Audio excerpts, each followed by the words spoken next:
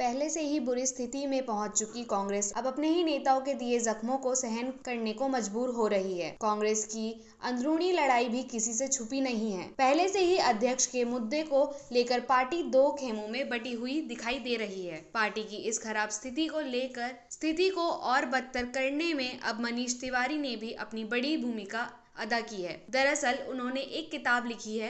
इस किताब में उन्होंने कांग्रेस की मनमोहन सरकार की जबरदस्त आलोचना की है। ये आलोचना पाकिस्तान द्वारा मुंबई में हमला कराए जाने और कांग्रेस की सरकार द्वारा उसको जवाब न दिए जाने के मुद्दे पर की गई है। अपनी किताब में उन्होंने इसको तत्कालीन कांग्रेस सरकार की नाकामी बताया है। उन्होंने ये भी लिखा है कि भारत को पाकिस्तान के खिलाफ कार्रवाई करनी चाहिए थी। भारत सरकार द्वारा कार्रवाई न करना उसकी कमजोरी की निशानी था। उन्होंने अपनी ही सरकार की आलोचना करते हुए यहाँ तक लिखा है कि जब पाकिस्तान को निर्दोषियों का खून बहाने पर कोई दुख नहीं हुआ तो वहाँ पर चुप रहकर संयम दिखाना कोई ताकत नहीं थी, बल्कि ये कमजोरी की निशानी थी। 26/11 के बाद भारत को पाकिस्तान के खिलाफ कड़ी कार्रवाई करनी चाहिए थी। उन्होंने मुंबई में हुए 26/11 हमले की तुलना अमेरिका में हुए 9/11 हमले से की है। बता दें कि 9/11 हमले के बाद ही अमेरिका ने अफगानिस्तान में कदम रखा था और वहां की धरती बमों की गूंज से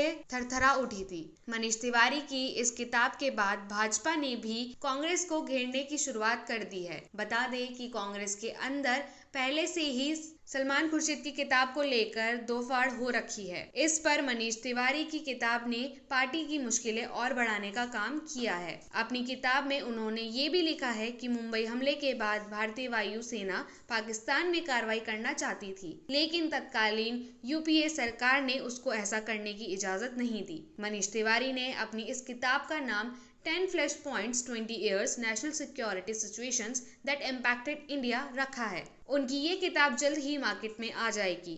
अपने एक ट्वीट में उन्होंने लिखा है कि ये किताब यूपीए सरकार की 2 दशकों के दौरान थमी चुप्पी पर है। गौरतलब है कि मुंबई हमले के दौरान भी कांग्रेस की बड़ी वजीहत हुई थी, जिसकी वजह तत्कालीन गृह मंत्री शिवराज पाटिल बने थे। उस वक्त आरोप लगा था कि मुंबई आतंकी हमले से दहलाती रही और शिवराज पाटिल विभिन्न कार्यक्रमों में जाने के लिए केवल अपने कपड़े ही बदलते रहे थे।